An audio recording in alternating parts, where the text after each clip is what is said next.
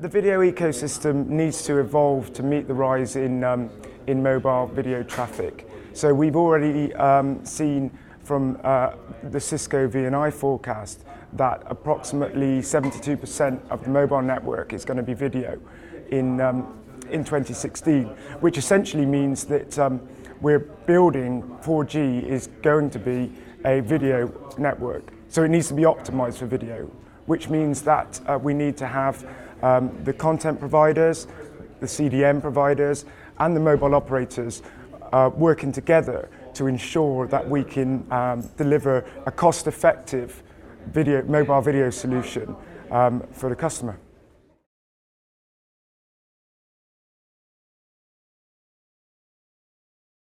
Caching still needs to evolve in terms of an industry as a whole. That's both caching solutions for mobile and content delivery network and the way that their caches work.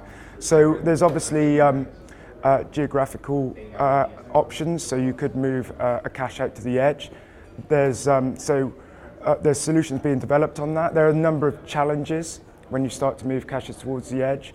Simple one, the amount of people in a cell watching the same content means it's kind of diminishing returns. You've also got thousands of sites with limited space and power to put caches on. So you could see a model where they're built into the Bs, for instance, and so that's being looked at.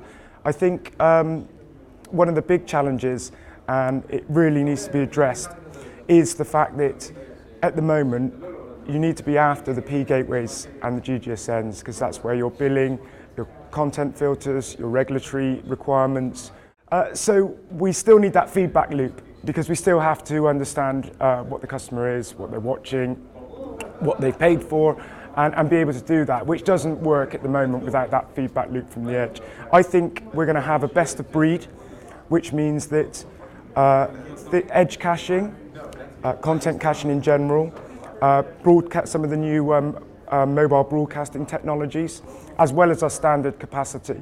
So we need to gain analytics to understand exactly what is driving the capacity on that cell site.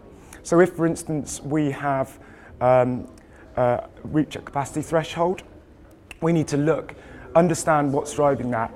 If it's a lot of, say, Netflix, BBC content, that's similar, so a lot of people are watching the same stuff, and that's driving the capacity, then a caching solution at the edge would certainly address backhaul constraints. But then you might look at a broadcast solution if it's linear TV. And then we need to understand what the best model is for a capacity upgrade.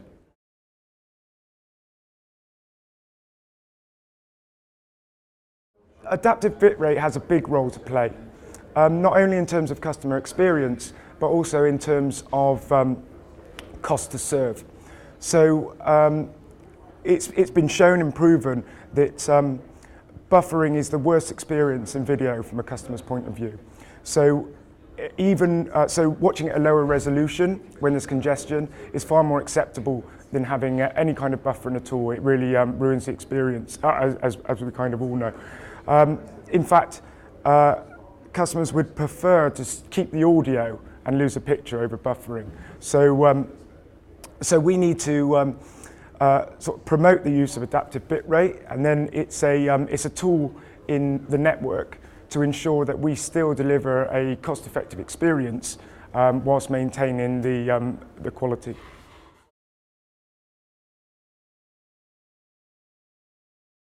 I think if I knew the answer right now, I could retire. However, it's the big challenge is people take the broad brushstroke approach. So back when we were talking about monetization of content, it was okay. Well, why don't we make Google pay to prioritize YouTube? And it was an example, but you can't prioritize everything. And if you've got 72% of video, then you can't. If you prioritize too much, you've got best effort. So we see, and the industry generally sees, 15% of prioritization is about right, and then you leave the rest to best effort.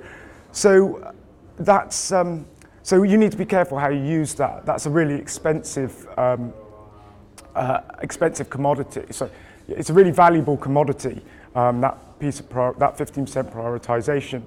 So we have a cost to serve for that. It's a lot more expensive to prioritize traffic.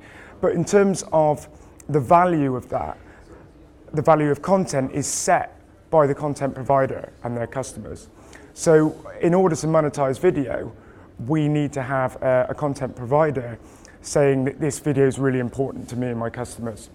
And then that's how you start to have the negotiation. If it's important enough and during busy hour, and we can work with that 15%, then that's where the revenue share will come in.